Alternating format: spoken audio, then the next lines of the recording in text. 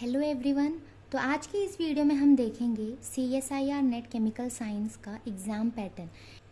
तो जो CSIR net का पेपर होता है उसमें 3 पार्ट होते हैं, part A, part B and part C. जो पार्ट ए होता है ये होता है जनरल एप्टीट्यूड, ये सभी पेपर्स में होते हैं। और जो पार्ट बी एंड सी होता है ये सब्जेक्ट स्पेसिफिक होता है। आपका जो सब्जेक्ट, जैसे आपका केमिकल साइंस है तो पार्ट बी और पार्ट सी में सिर्फ केमिकल साइंस के क्वेश्चंस होंगे। अब जो क्वेश्चन पेपर होगा उसमें टोटल जो क्वेश्चंस होंगे वो कितने होंगे? पार्ट ए में आपको देखने को मिलेगा 20 क्वेश्चंस, पार्ट बी में होंगे टोटल 40 क्वेश्चंस और पार्ट सी में होंगे टोटल 60 क्वेश्चंस। अब जो पार्ट ए होता है उसमें हर एक क्वेश्चन के लिए आपको 2 मार्क्स मिलेगा और पार्ट बी में भी एक क्वेश्चन के लिए 2 मार्क्स होगा और जो पार्ट सी है उसमें एक क्वेश्चन के लिए आपको मिलेगा 4 मार्क्स। अब ये देखना है कि अगर 20 क्वेश्चन है 2 मार्क्स का है तो टोटल उसमें 40 मार्क्स होंगे। पार्ट बी में 40 क्वेश्चंस है, हर एक का 2 मार्क्स है तो टोटल 80 मार्क होंगे। और पार्ट सी में 60 क्वेश्चंस है, हर एक का 4 मार्क्स है तो 240 होंगे। तो ऐसे अगर देखा जाए तो ओवरऑल जो है पूरा पेपर 360 मार्क्स का होता है। पर हमें सारे के सारे क्वेश्चन अटेंड नहीं करने होते, हमें चॉइसेस बहुत मिलती है।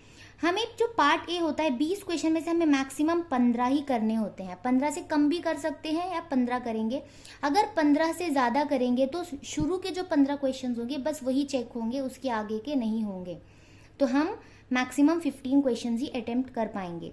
वैसे ही पार्ट बी में 40 क्वेश्चन है, उसमें से हमें सिर्फ 35 ही अटेंड करना होता है।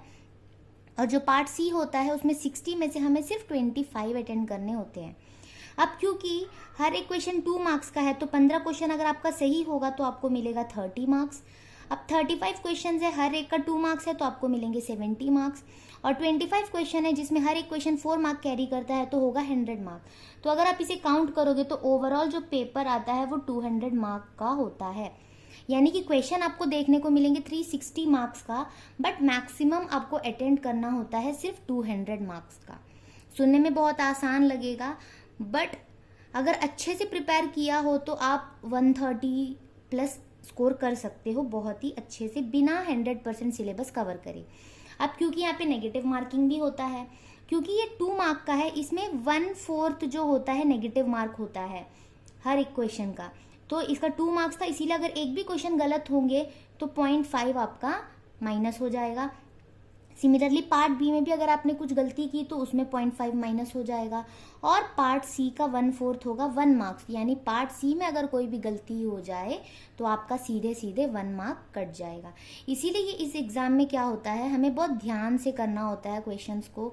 हड़बड़ी में या क्वेश्चन को गलत पढ़ लिया और गलत ऑप्शंस में टिक लगा लिया तो एक तो आपके मार्क्स उस क्वेश्चन के आएंगे नहीं, और साथ ही साथ वो करेक्ट वाले जो क्वेश्चंस थे उनके मार्क्स को भी रिड्यूस कर जाएगा। तो ये है पूरा एग्जाम का पैटर्न।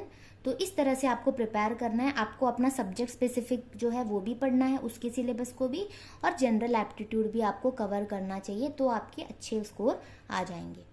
और इसमें ऐसा कोई क्राइटेरिया नहीं है कि आपको इंडिविजुअली हर एक पार्ट में क्वालिफाई करना है, आपको ओवरऑल तीनों पार्ट मिलाकर क्वालिफाई करना होता है।